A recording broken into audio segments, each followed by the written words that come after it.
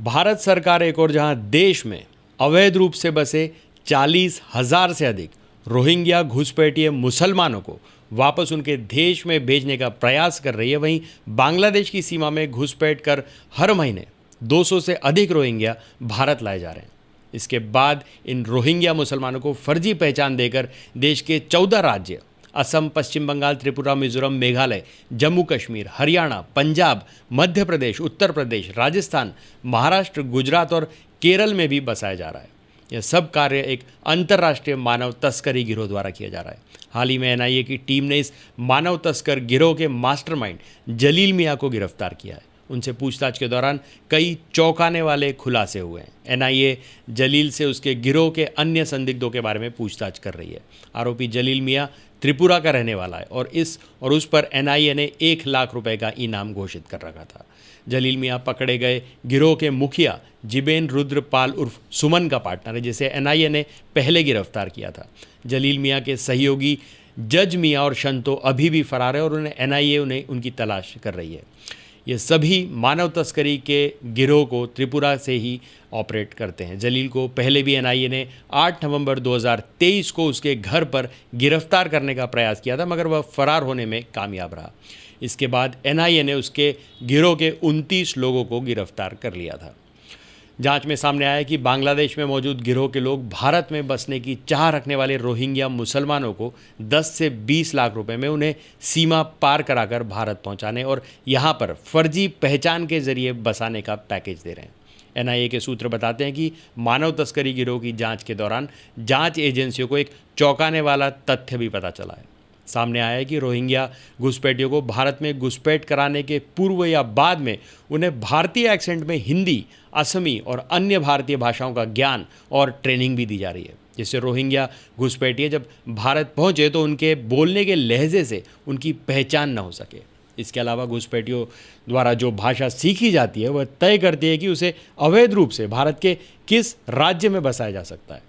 यह गिरोह हर रोज़ बांग्लादेश से 5 से 10 लोगों को भारत में घुसपैठ कराता है। इसके लिए बांग्लादेश की सीमा के साथ लगे असम, मिजोरम, मेघालय और त्रिपुरा राज्यों में भूमिगत सुरंगें भी बनाकर रखी गई है। घुसपैठ के जरिए भारत में आने के बाद घुसपैठियों का हुलिया बदल दिया जाता है, जिससे कि कोई उन पर शक न कर सके। इसके बाद उन्हें किसी अज्ञात जगह पर कुछ दिनों के लिए रखा जाता है। इस दौरान घुसपैठियों की फ़ोटो लेकर उनके फर्जी दस्तावेज तैयार कर उन्हें दिए जाते हैं।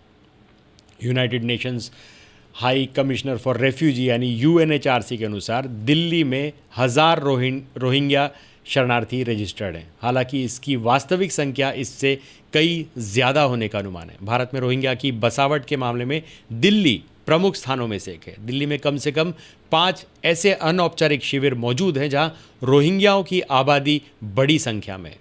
यहाँ जसोला, यमुना के किनारे, श्रम विहार, कंचन विहार और साउथ दिल्ली स्थित मदनपुर खादर समेत 5 ऐसे इलाके हैं जहाँ रोहिंग्या मुसलमानों की आबादी है। एक रिपोर्ट के मुताबिक दिल्ली में रोहिंग्या मुस्लिम अपना धर्म तक बदलने लगे। भारत में 2012 के बाद रोहिंग्या मुसलमानों की संख्या तेज़ी से बढ़ी है।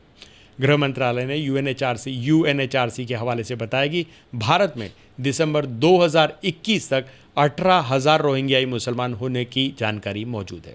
2017 में मोदी सरकार ने राज्यसभा में बताया था कि भारत में करीब 40,000 रोहिंग्या आबादी अवैध रूप से रह रही है। सरकार ने कहा था कि महज 2 साल के अंदर देश में रोहिंग्या की आबादी 4 गुना बढ़ गई है। सरकार के मुताबिक देश में रोहिंग्या विशेषकर जम्मू कश्मीर, हैदराबाद, दिल्ली, एनसीआर, हरियाणा, उत्तर प्रदेश, राजस्थान और मणिपुर में है।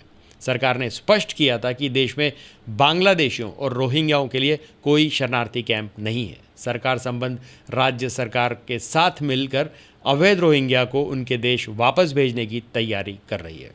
ह्यूमन राइट्स वॉच यानी HRW के मुताबिक भारत में करीब 40,000 रोहिंग्या देश के अलग अलग हिस्सों में कैंप और झुग्गियों में रहते हैं। एक अनुमान के मुताबिक करीब 5,000 रोहिंग्या मुस्लिम जम्मू कश्मीर के आसपास के इलाकों में रहते हैं। हालांकि रिपोर्ट्स के मुताबिक इनकी असली संख्या 10,000 के करीब है। बॉर्डर सिक्योरिटी फोर्सेस यानी बीएसएफ के डीजी के शर्मा ने 2018 में कहा था कि देश में अवैध रूप से रोहिंग्याओं का बड़ी संख्या में आना देश की सुरक्षा के लिए एक बहुत बड़ा खतरा है। उन्होंने कहा था कि रोहिंग्या के आतंकी संगठनों से लिंक होने की संभावना को खारिज नहीं किया जा सकता। रिपोर्ट्स के मुताबिक रोहिंग्या छोटी मोटी चोरियों से लेकर लूटपाट, हत्या और डकैती जैसे बड़े अपराध में भी शामिल रहते हैं। कुछ रिपोर्ट्स के मुताबिक 2020 में दिल्ली में शाहीन बाग और जाफराबाद में हुए CAA प्रोटेस्ट में सैकड़ों की संख्या में रोहिंग्याओं ने हिस्सा लिया था। रिपोर्ट्स के मुताबिक राजनीतिक दलों ने वोट के फायदे के लिए कई रोहिंग्याओं के राशन और आधार कार्ड तक बनवा दिए हैं, जिससे अवैध रूप से रह रहे कई रोहिंग्याओं की पहचान भी मुश्किल हो गई है। वैसे अब तक भारत में किसी आतंकी हमले में किसी रोहिंग्या रेफ्यूजी का हाथ होने को लेकर कोई आधिकारिक रिकॉर्ड नहीं है।